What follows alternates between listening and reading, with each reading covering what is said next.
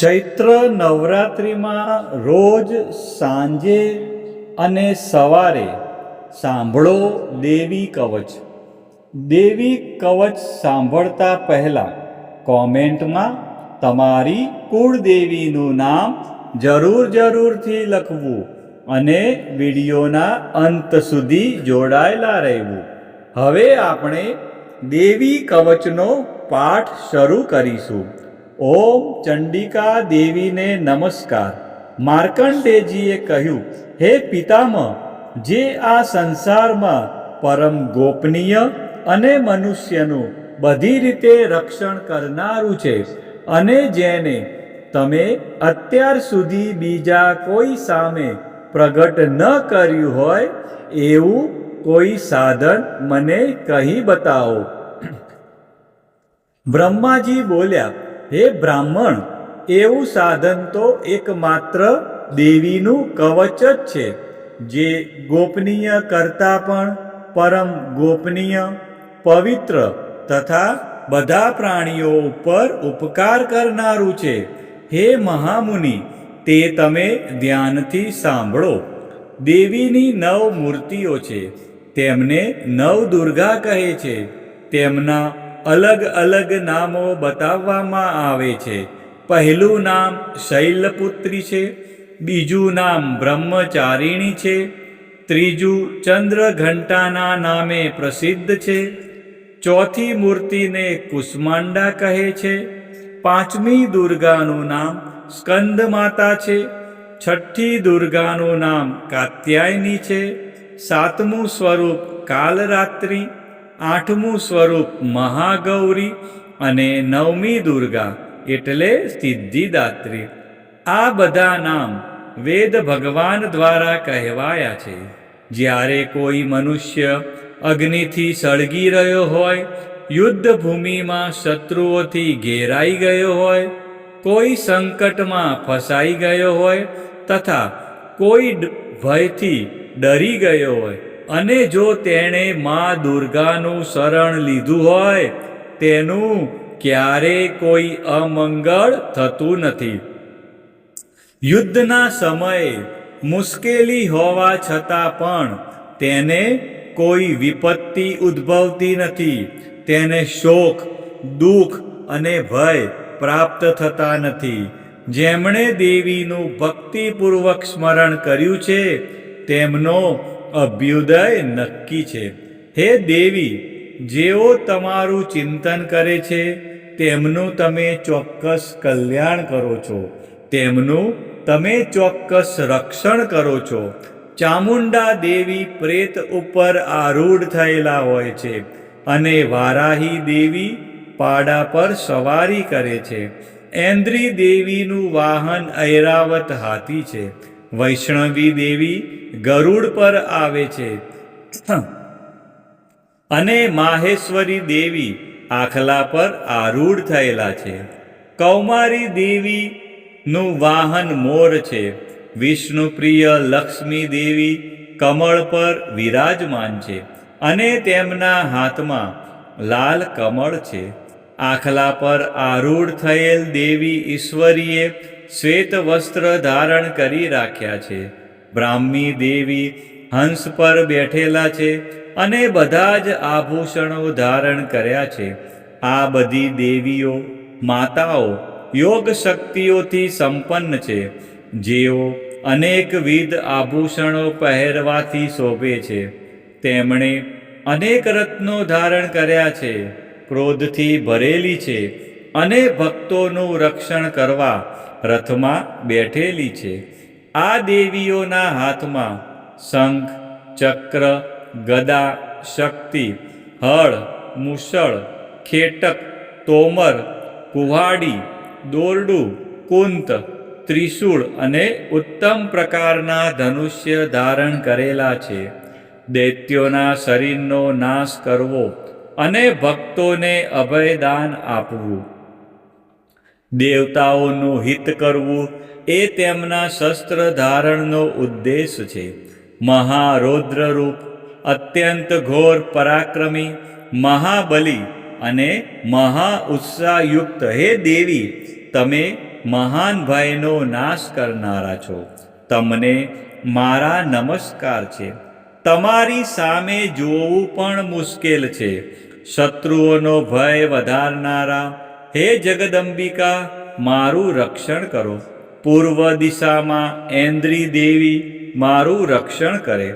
અગ્નિ ખૂણામાં અગ્નિ શક્તિ, દક્ષિણ દિશામાં વારાહી દેવી અને નૈઋત્ય ખૂણામાં ખગધારિણી દેવી મારું રક્ષણ કરે. પશ્ચિમ દિશામાં વારુણી દેવી અને વાયવ્ય ખૂણામાં હરણ પર સવારી કરનારા દેવી મારું રક્ષણ કરે. ઉત્તર દિશામાં કુમારી અને ઈશાન ખૂણામાં શૂલધારિણી દેવી મારું રક્ષણ કરે. હે બ્રહ્માણી દેવી, તમે ઉપરની બાજુએ મારું રક્ષણ કરો. હે વૈષ્ણવી દેવી, તમે નીચેની બાજુએ મારું રક્ષણ કરો. આ જ પ્રમાણે શબ જેનું વાહન છે તે ચામુંડા દેવી દસે દિશાઓમાં મારું રક્ષણ કરો.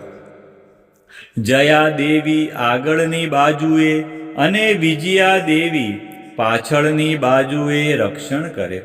ડાબા ભાગે અજિતા દેવી, જમણા ભાગે અપરાજિતા દેવી મારું રક્ષણ કરે. ઉદ્યોતિની શિખાનું રક્ષણ કરે અને ઉમા દેવી મારા મસ્તક પર વિરાજિત થઈને મારું રક્ષણ કરે. માલાધરી દેવી મારા કપાળનું અને યશસ્વીની દેવી મારી ભમરોનું રક્ષણ કરે. ત્રિનેત્રા દેવી ભમરોના મધ્ય ભાગનું અને યમઘંટા દેવી નાસિકાઓનું રક્ષણ કરે.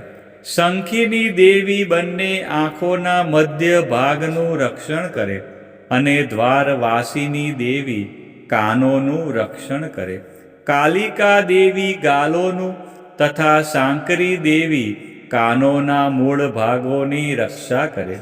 સુગંધા દેવી નાસિકાઓની અને ચર્ચિકા દેવી ઉપરના હોઠનું રક્ષણ કરે. અમૃતકલા દેવી નીચેના હોઠનું અને સરસ્વતી દેવી જીભનું રક્ષણ કરે.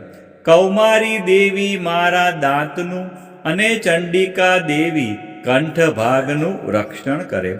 ચિત્રઘંટા દેવી ગળાની ઘંટિકાનું અને મહામાયા દેવી તાળવાનું રક્ષણ કરે. કામાક્ષી દેવી દાઢીનું અને સર્વમંગલા દેવી મારી વાણીનું રક્ષણ કરે. નીલગ્રીવા દેવી કંઠના બહારના ભાગનું અને અન્નનલિકાનું કૌબેરી દેવી રક્ષણ કરે. ખગીની દેવી બંને ખભાઓનું અને વ્રજધારિણી દેવી મારા બંને બાહુઓનું રક્ષણ કરે. દંડીની દેવી બંને હાથોનું અને અંબિકા દેવી આંગળીઓનું રક્ષણ કરે. શુલેશ્વરી દેવી નખોનું રક્ષણ કરે અને કુલેશ્વરી દેવી કુખ અને પેટનું રક્ષણ કરે. મહાદેવી બંને સ્તનોનું અને શોક વિનાશીની મનનું રક્ષણ કરે. લલિતા દેવી હૃદયનું અને શૂલધારિણી દેવી ઉદરનું રક્ષણ કરે. કામિની દેવી નાભીનું અને ગુહેશ્વરી દેવી ગુહ ભાગનું રક્ષણ કરે. પૂતના દેવી અને કામિકા દેવી લિંગનું અને પાડાને વાહન બનાવનાર દેવી ગુદાનું રક્ષણ કરે. ભગવતી દેવી કટી પ્રદેશનું અને ઘૂંટણોની રક્ષા વિંધ્યવાસીની દેવી કરે. સર્વ કામનાઓ પૂરી કરનારા દેવી જંઘાઓનું રક્ષણ કરે.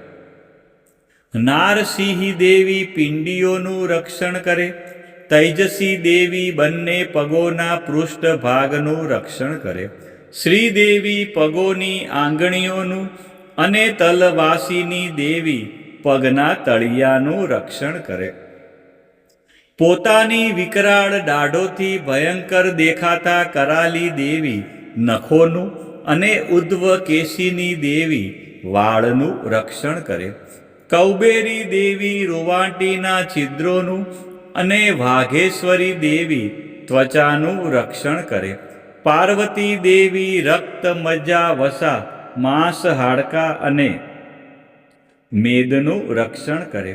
કાલરાત્રિ દેવી આંતરડાઓનું અને મુકુટેશ્વરી દેવી પિત્તનું રક્ષણ કરે. પદ્માવતી દેવી કમળકોષોના મૂળ આધારનું અને ચૂડામણી દેવી કફનું રક્ષણ કરે. જ્વાળામુખી દેવી નખોના તેજનું અને અભેગા દેવી સમસ્ત સાંધાઓનું રક્ષણ કરે. હે બ્રહ્માણી દેવી, તમે મારા વીર્યનું રક્ષણ કરો. હે છત્રેશ્વરી દેવી, તમે મારી છાયાનું રક્ષણ કરો. હે ધર્મધારિણી દેવી, તમે મારા અહંકાર, મન અને બુદ્ધિનું રક્ષણ કરો. હે વ્રજ ધારણ કરનાર દેવી, મારા પ્રાણ, અપાન, વ્યાન, ઉદાન અને સમાનનું રક્ષણ કરો. કલ્યાણથી શોભતા હે દેવી, મારા પ્રાણનું રક્ષણ કરો. યોગીની દેવી રસ, રૂપ, ગંધ, શબ્દ અને સ્પર્શનું અને હે નારાયણી દેવી, તમે મારા સત્વ, રજ અને તમો ગુણનું રક્ષણ કરો. વારાહી દેવી આયુષ્યનું રક્ષણ કરે. વૈષ્ણવી દેવી ધર્મનું રક્ષણ કરે તથા ચક્ર ધારણ કરનારા દેવી યશ અને કીર્તિ, લક્ષ્મી અને ધનનું તેમજ વિદ્યાનું રક્ષણ કરો. હે ઇન્દ્રાણી દેવી, તમે ગોત્રનું રક્ષણ કરો.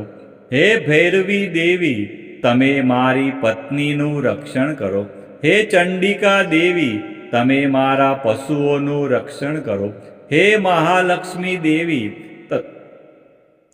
તમે મારા પુત્રોનું, સંતાનોનું રક્ષણ કરો. હે સુપથા દેવી, મારા પથનું અને ક્ષેમકરી દેવી, મારા માર્ગનું રક્ષણ કરે. હે મહાલક્ષ્મી દેવી, રાજદ્વારી કાર્યોમાં મારું રક્ષણ કરો તથા સર્વ બાજુએ રહેલા વિજયા દેવી, ચારે બાજુ રહીને મારું રક્ષણ કરો.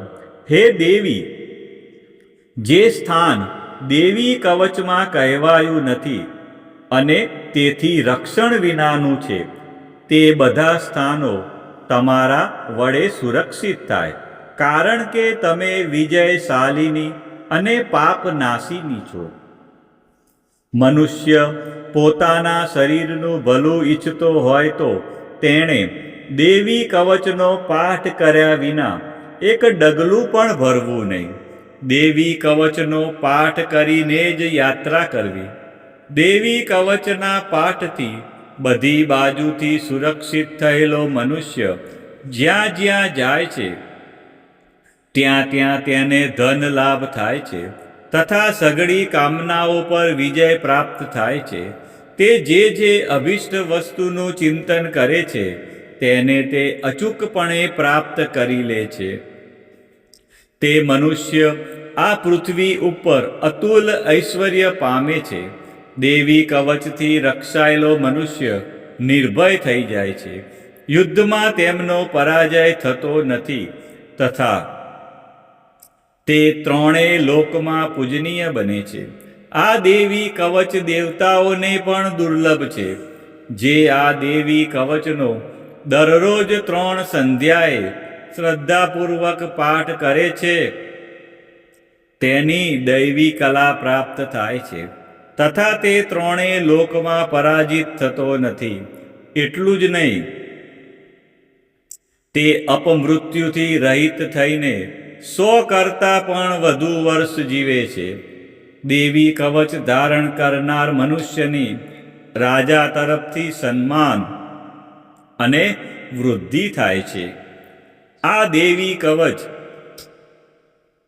મનુષ્યના તેજની વૃદ્ધિ કરનારું અને ઉત્તમ છે.